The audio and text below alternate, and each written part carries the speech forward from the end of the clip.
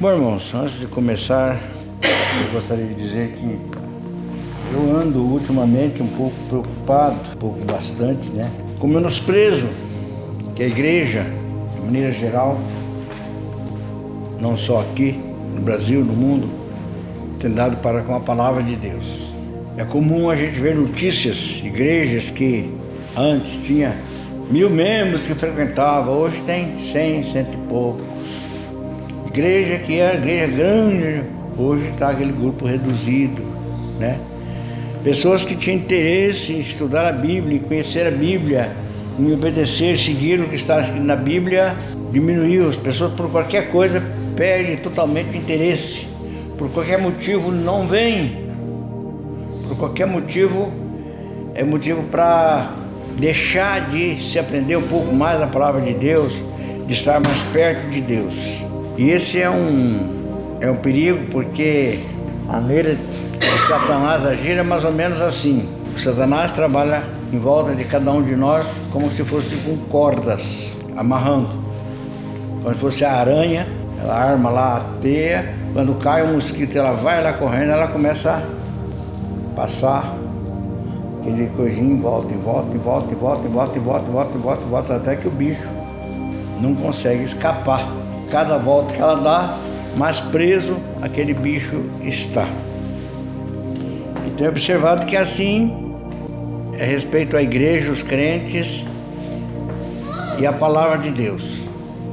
Cada vez que nós buscamos a palavra de Deus, cada vez que nós buscamos um pouco mais a palavra de Deus, esses fios do diabo são quebrados, alguns, Cada vez que nós deixamos, cada vez que menosprezamos, mais um fio, mais dois é passado. Na próxima vez, aquela pessoa já terá muito mais dificuldade, tanto de ouvir, como de aprender, como de levar a sério a palavra de Deus. Então, hoje em dia, nós estamos entrando numa época que realmente é a época da igreja de Laodiceia, que é a última igreja, que é a época da igreja morna, Morna, a igreja morna é aquela igreja que crê, mas não crê, acredita, não acredita, vai, mas não vai, vai uma vez, falta duas, vai duas, falta uma. E então essa situação que nós estamos vivendo. Ainda que a gente acredita, alguns profetas e a própria Bíblia fala de um avivamento que vai haver na igreja, nos dias finais, para que a igreja possa completar o trabalho de evangelismo no mundo, principalmente a igreja do Brasil, tem essa profecia, essa promessa para que o Brasil será usado como um celeiro, de obreiros, homens e mulheres que vão sair para completar o trabalho de evangelização nas regiões ainda distantes, em regiões que ainda é difícil de chegar. E eu creio que isso não vai demorar muito a acontecer, porque eu acredito que essa é a minha maneira de entender, que realmente o finalzinho, aquele restinho de pessoas de pessoas que não conseguiram ouvir até hoje o Evangelho, provavelmente não serão seres humanos que vão evangelizar, provavelmente serão anjos, porque é provado que hoje, por exemplo, existem ilhas lá no Oceano Pacífico, aquelas regiões distantes, as regiões polares, e outras regiões, e tem um povo que tem lá 30, 40 pessoas, e eles estão lá há 2, 3 mil anos, isolados, é só eles só se comunicam com poucas palavras, não tem nada escrito, não conhece nada, não tem como se chegar lá. Então muito dificilmente levaria 50, 60 anos para um missionário conseguir chegar num lugar como aquele, que nem a gente conhece um pouco da história, como é que o mundo foi evangelizado esse século passado, principalmente no século passado, a dificuldade dos missionários, os campos difíceis de chegar, né? Por causa das línguas. E às vezes era um lugar que não era tão difícil, né? Que nem na região amazônica. Na região amazônica tem região difícil, mas tem lugar que não é tão difícil, né? A região amazônica é até mais fácil que muitas outras partes do mundo, porque o Amazonas é assim, ele é rios, são rios, né? Tem o rio Amazonas e tem os afluentes, maiores e menores. Então o menor cai no maior, aquele cai naquele, aquele vai cair no Amazonas, o Amazonas vai cair no oceano. Então, por qualquer caminho daquele que for, encontra a estrada que são os rios. Mas existem regiões não se chega, não tem como chegar. Existe região ainda que as pessoas moram no topo da árvore, porque embaixo é muito úmido, muita água, e a água sobe e é difícil, não tem como morar, não tem como habitar, né? Grupos pequenos. Então parece que realmente a evangelização final, aqueles anjos que vão sair com a mensagem de dizer: crê no Deus verdadeiro, crê no reino de Deus. Eu não sei, né? A gente não tem como afirmar. Quem somos nós para afirmar que vai ser assim, né? Porque na verdade compete a Deus. Se for realmente ainda Deus esperar o ser humano evoluir até o ponto de alcançar esses lugares, se não de maneira miraculosa, vai levar 1.000, 2.000 anos ainda. Realmente ninguém imagina regiões que tem, né? Tem países que é uma bolinha desse tamanho assim lá, tem 40, 50 pessoas, está 2, 3 mil quilômetros de distância, afastado, né? Sumido, não se sabe a língua, não se escreve, né? Não tem como comunicar.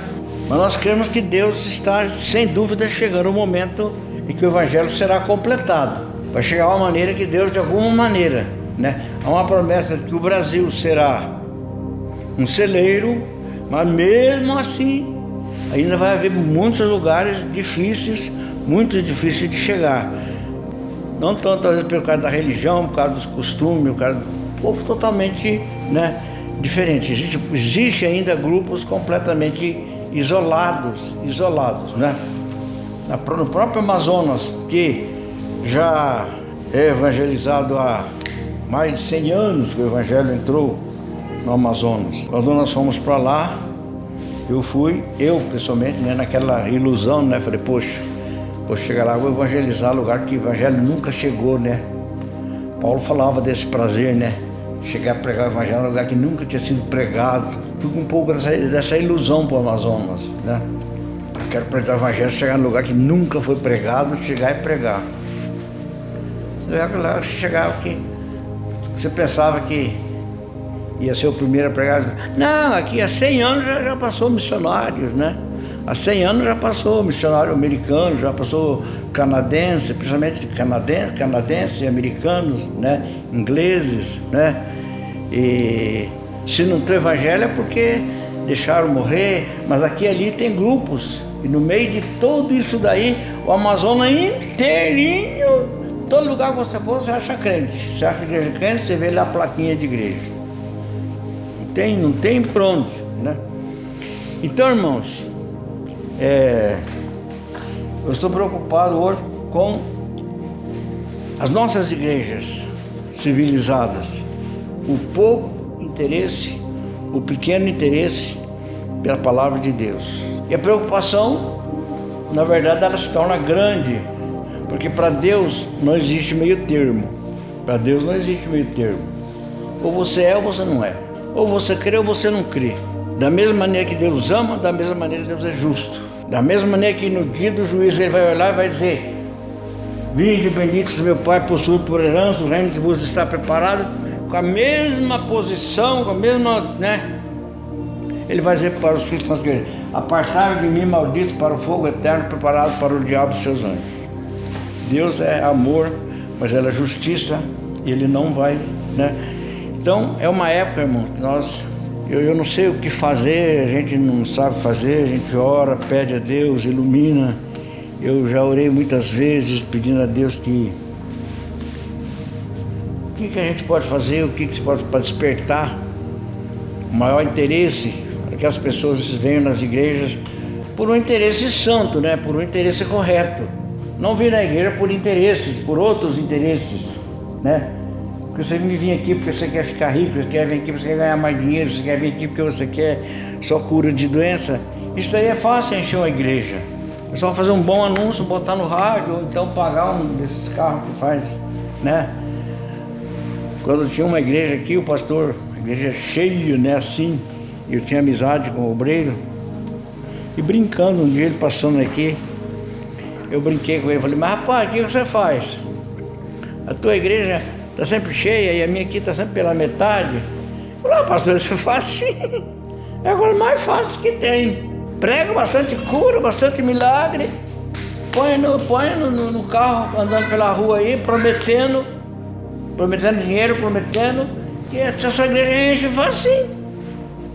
Não tem problema, falou, não tem segredo. Só que na minha cabeça eu falei, isso eu não vou fazer. Eu quero que nem que tiver, vamos dizer, o exagero, se tiver eu sozinho aqui no arrebatamento da igreja, vai ser eu sozinho. Mas ilusão, não. Então, irmão, nós precisamos orar para que Deus comece a despertar a igreja, para que haja interesse. Irmão, hoje é estudo da Bíblia, vamos estudar a Bíblia, vamos estudar a palavra de Deus. Hoje é dia de oração, vamos orar, vamos buscar a presença de Deus, né? A igreja morna está em perigo. Uma igreja morna está em perigo. Em real perigo. Uma igreja morna está em perigo. Bom, hoje nós vamos especificamente falar um pouquinho sobre a palavra de Deus, o ler, o amar, não só o amar. Nós temos um problema sério, nós como cristãos. Nós temos, parece que, duas maneiras de aceitar a Bíblia. Você aceita a Bíblia, que é a palavra de Deus, mas você não aceita o que está aqui cumprindo na sua vida.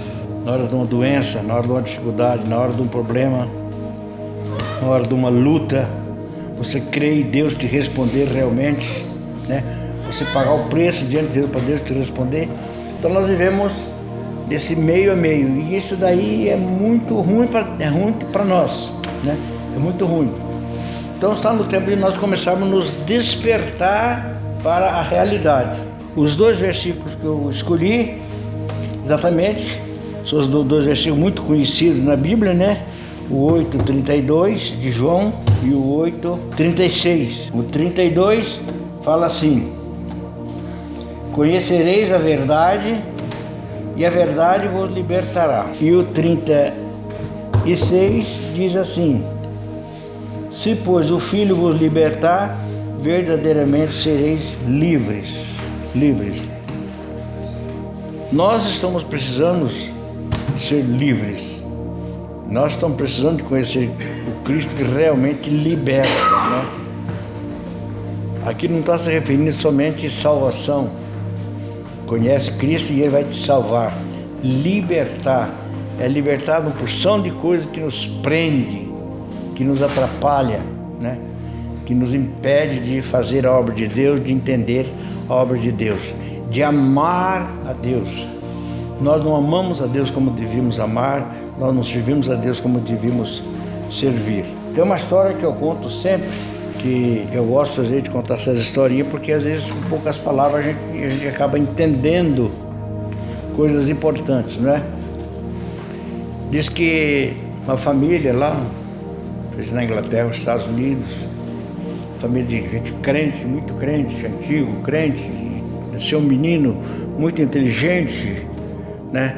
Aprendeu logo a ler a Bíblia, estudou a Bíblia, logo muito interessado em ler, estudou tudo que pôde estudar na Bíblia, foi para o seminário, se formou, estudou todas as línguas relacionadas ao Velho e ao Novo Testamento, estudou tudo que pôde sobre interpretação das palavras, cada palavra, estudou tudo que pôde a respeito da Bíblia e viveu como professor a vida toda ensinando Bíblia. Foi professor de seminário, viveu a vida inteira ensinando Bíblia. quando ele estava muito velhinho, já na cama para morrer. Tinha muitos amigos, muitos discípulos, pessoas que gostavam muito dele. Ele era uma pessoa querida, e muitas pessoas em volta ali, já sabendo que ele estava realmente nos dias, nos momentos finais. E naquela hora ele chamou um irmãozinho. Ele falou: irmãozinho, vem cá, ora por mim. O irmãozinho ficou assustado e falou: mas mestre, eu preciso que o senhor ore por mim, e o senhor vem pedir primeiro pelo senhor? Aí ele falou: eu quero que você ore por mim, que eu vejo que você tem experiência com Deus. Eu aprendi tudo na Bíblia, estudei tudo que se podia estudar na Bíblia, tudo que um homem podia conhecer dentro da Bíblia eu aprendi. Línguas originais, interpretações, tudo que se podia aprender a respeito da Bíblia eu aprendi. Tudo que podia ensinar a respeito da Bíblia eu ensinei. Só que agora eu estou morrendo sem conhecer o Deus da Bíblia.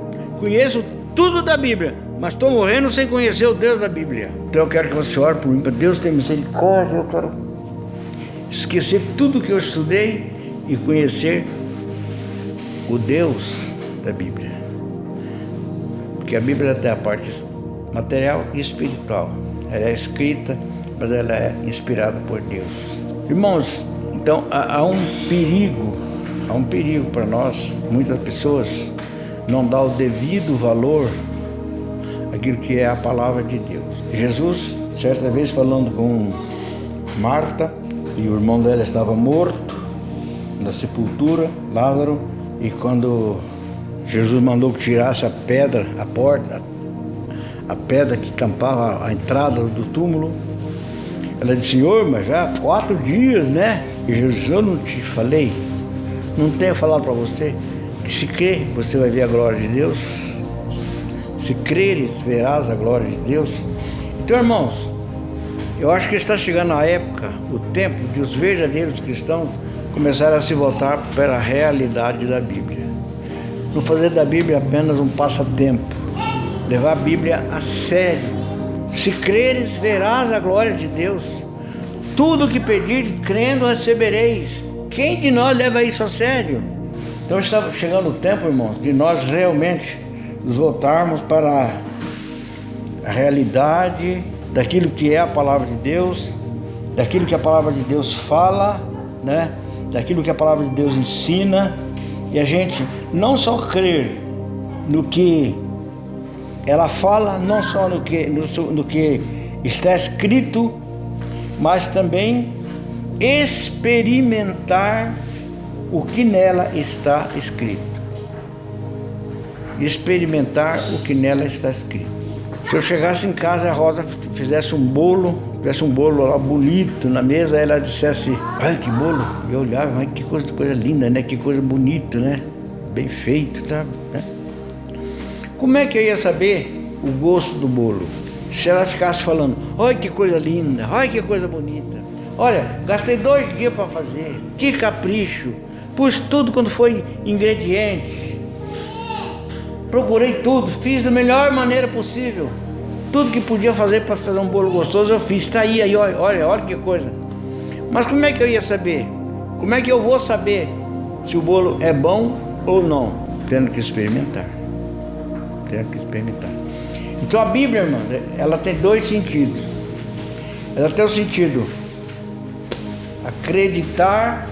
Você acredita que a Bíblia é a palavra de Deus? Acredita? O diabo também acredita. Você acredita que Deus responde a oração? O diabo também acredita. O diabo também acredita. O diabo sabe que Deus responde a oração. Você falar que Deus é o criador de todas as coisas, o diabo também sabe de todas essas coisas. Então tem muita coisa que está na Bíblia que o diabo sabe até melhor do que nós.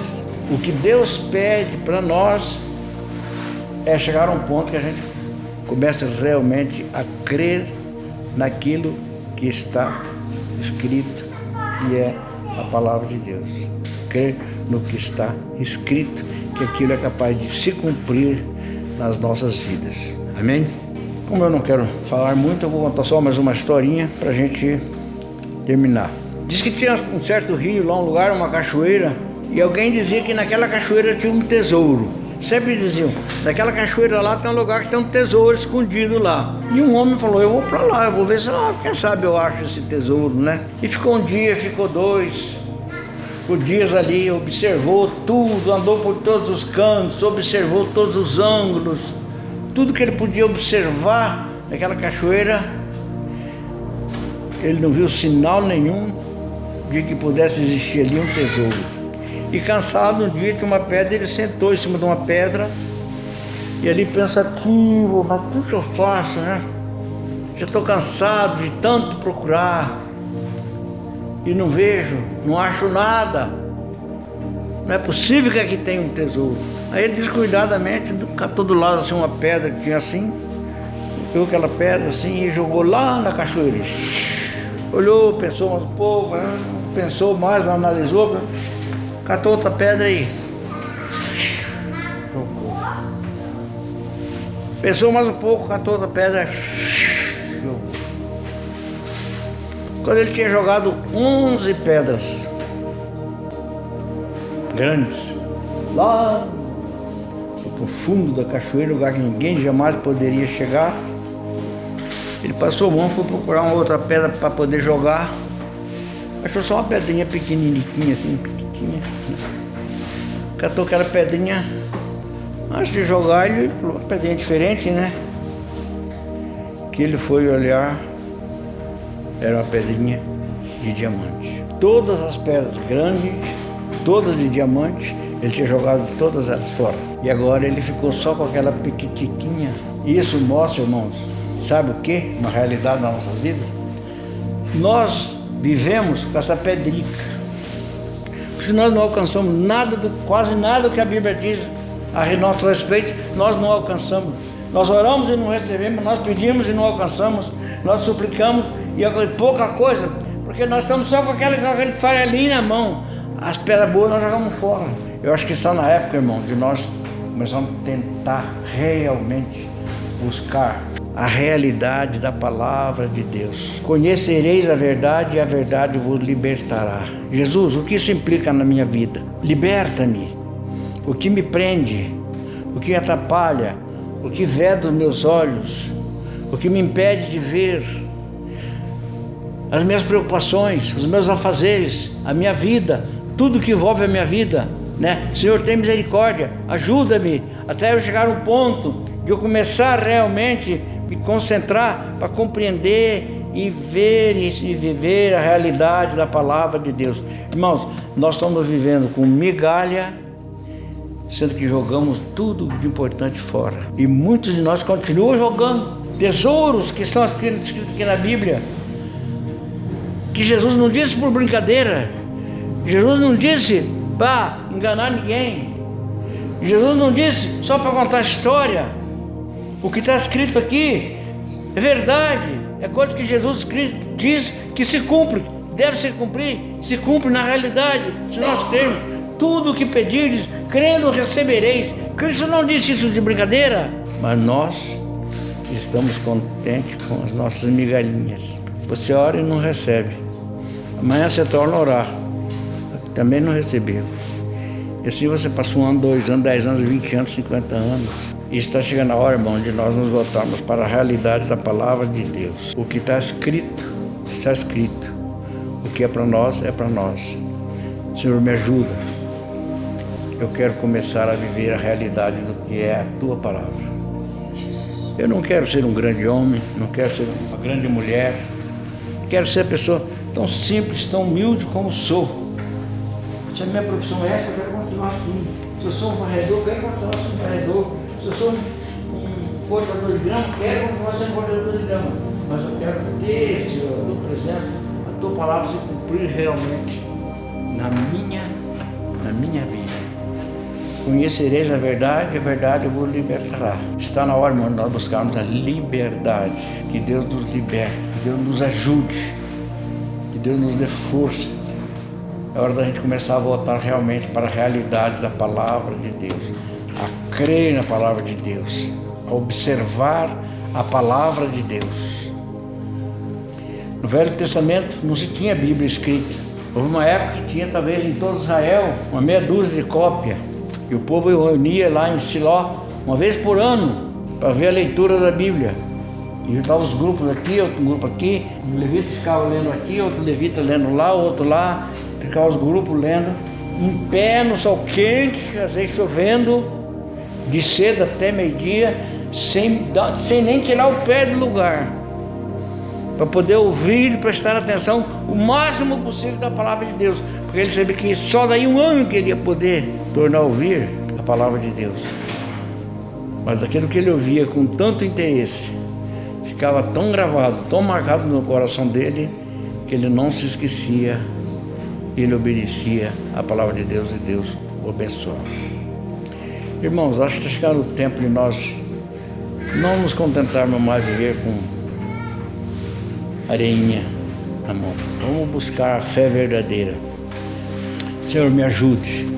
Se eu joguei fora, se eu desperdicei meu tempo, se eu desperdicei minha vida, se eu fiz coisa que desagradou, me perdoa, me ajuda, mas eu quero reencontrar a fé, Senhor, eu quero reencontrar a Tua Palavra, quero que a Tua Palavra seja real, porque a Bíblia, ela é escrita e ela é espiritual. Tem muita gente que na Bíblia só vê o que está escrito, nunca teve uma experiência daquele momento que tem a palavra, mas da hora que sai, irmãos. E eu posso dizer isso com muita convicção, porque foi assim que aconteceu na minha conversão. No dia que o pregador leu o Salmo 115, nós éramos muito católicos, fechado, e que ele leu aquele salmo, para mim naquela hora, parece que eu fui lá no fundo e voltei. Quando voltei, eu cheguei em cima, falei, de hoje em diante eu sou um seguidor da Bíblia. De hoje em diante eu não sou mais dessa religião, de hoje em diante eu sou um seguidor da Bíblia. Está na época que nós começamos a amar mais a Bíblia. Não é ler demais, não é pegar hoje eu quero ler 40 capítulos da Bíblia. Mas é melhor ler um versículo só e meditar nele o dia inteiro do que ler 40 capítulos. Porque nós não temos na nossa mente capacidade para ler, guardar, assimilar nem 2 capítulos, quanto mais 40. Mas num versículo nós podemos passar um dia inteiro imaginando, pensando, às vezes até uma semana inteira, para aquilo realmente se incorporar em nós. É nesse sentido que Cristo disse: se vós estiverdes em mim e as minhas palavras estiverem em vós, pedireis o que quiserdes. É o momento que a palavra de Deus realmente estiver em nós, que nós vamos conhecer realmente a verdadeira Bíblia, a verdadeira palavra de Deus. Esse é o desejo do nosso coração, chegando o tempo de nós nos voltarmos para a realidade da religião genuinamente cristã, deixar de lado tudo que é fora do cristianismo verdadeiro, né? E crer realmente no cristianismo real, genuíno, verdadeiro, aquilo que a palavra de Deus ensina. Amém? Vamos orar. Senhor Deus, nosso Pai que está no céu, nesta hora temos lido a Tua palavra. Nós pedimos por Tua graça e misericórdia que nos ajude, Senhor. Nós queremos amar a Tua palavra, queremos obedecer a Tua palavra, queremos conhecer melhor a Tua palavra, queremos viver as experiências da Tua palavra, Senhor. Que a Tua palavra possa ser apenas não letra para nós, mas ela possa ser também espiritual, possa ser a palavra de Deus no nosso coração, na nossa mente, no nosso íntimo, a falar conosco, a nos revelar, a nos mostrar. Senhor, tenha misericórdia, nos ajude nesta hora. Dá-nos, Pai, a Tua bênção. Fica conosco, Senhor. Nós oramos e agradecemos. Em nome de Jesus Cristo. Amém. Amém.